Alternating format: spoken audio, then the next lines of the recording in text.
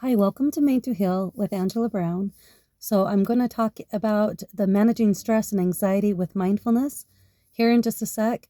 I'm going to get into my book that I just have recently published. It will be in the comments below with a link on Amazon. It's called You Are Made to Heal Spiritually, Emotionally, Mentally, and Physically. And I also have my 12-week course. This is the last time I'm offering the 12-week course. As far as I know, if I offer it, it'll be 3 to 5 years from now. Anyway, I don't have time because we've got some changes going on in my life. But if you're interested in the 12-week online course, it starts September 16th and it goes to December 2nd. And it goes every Monday for an hour to an hour and a half.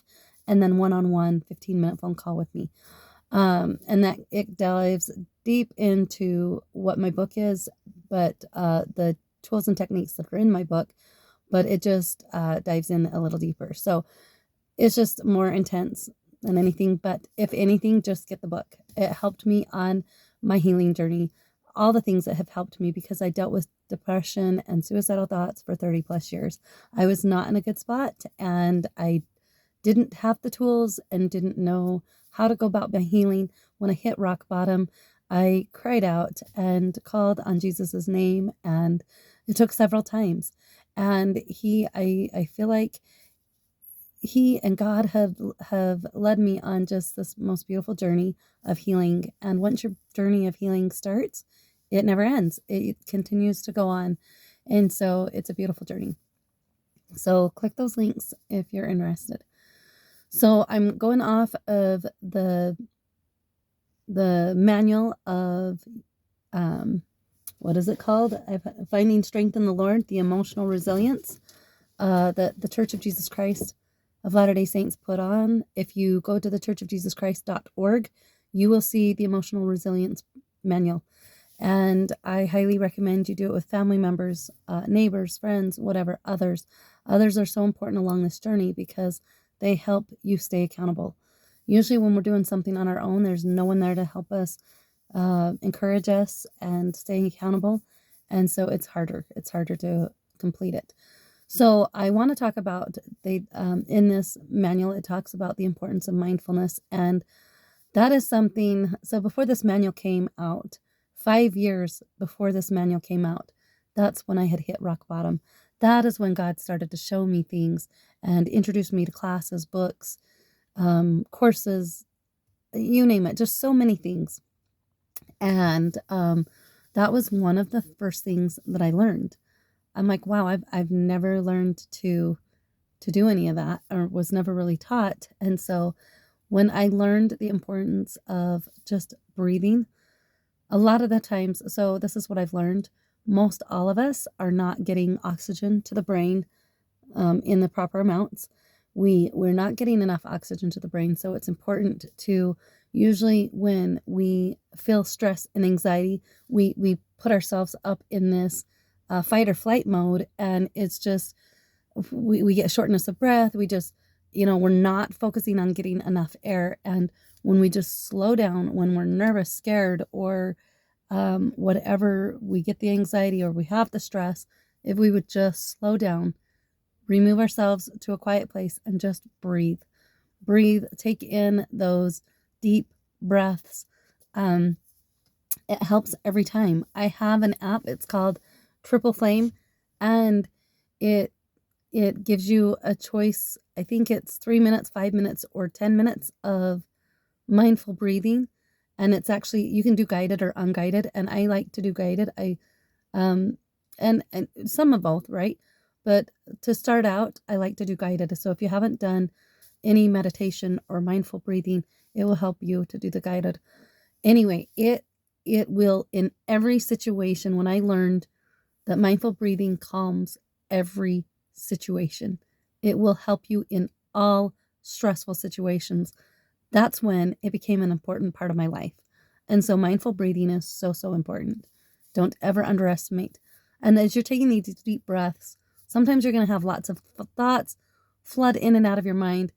Just look at them as like clouds and just let them float by and just keep breathing. Focus on just the relaxation and breathing. So mindful breathing is huge. Then mindfulness. Mindfulness was a lifesaver in my journey of healing. Mindfulness. um, so what is mindfulness? The best way that I have described that mindfulness is, it's just having a love affair with your life. Loving life. Just excited to be here, excited to explore, excited to learn new things. Mindfulness is just that. Think of a child, 3 and 4 years old. They are full of light, they are full of love. They have mindfulness down. I would offer mindfulness classes to my community, for children on up to adults, but I didn't offer it to toddlers. I didn't offer it to kids under the age of 6 because they have mindfulness down. We need to learn from the children. In the scriptures, in Matthew, now I can't even remember which chapter it is. I used to quote it at all the time, but I think it's Matthew 18:3. It's, become as a little child, for as such is the kingdom of heaven. We have been commanded to be as little children. Little children have everything that we need to make it into the kingdom of heaven. They love to be curious. They love to explore. They love to learn. They submit themselves, and they have forgiveness in their hearts. They have love in their hearts. They are just, they don't segregate themselves thinking they're higher and better than somebody else. They are just pure and innocent. And so that is what mindfulness is all about, is learning to become more like a little child. And so go back to your child days. This mindfulness, it includes touch, see, hear, taste. Think of all of your senses and your imagination. Okay, so we have see, touch, hear, taste, smell. There's your 5 senses. And then we have intuition. How many times have you tapped into your intuition? Are you using your intuition? And your imagination? Imagination is so important, and that's something that small children have. So it's important to tap into those. It's important to remove yourself and just go for a nature walk. Go for a nature walk in the spring and take in the blossoms coming in on the trees and the wonderful smell. Take it in and just enjoy and see the world around you. There's smells for each season. For the spring, summer, and fall and winter, there are just particular smells that will take you back to each season. Maybe your grandmother made the most wonderful cookies or the most wonderful bread or whatever, and you associate certain times of years with different smells because they bring you back to home. And I love mindfulness, because mindfulness, I say they bring you back to home, is because on my healing journey, I realized that my depression and my anger and my resentment, I likened it to being homesick. I was absent. Those were the times when I was in deep depression, anger, and resentment, and full of, trying to blame other people and being in the victim mode.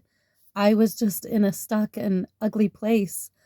And that's when I was homesick. I was homesick. It's so important that we use mindfulness to connect. And mindfulness is connecting with God.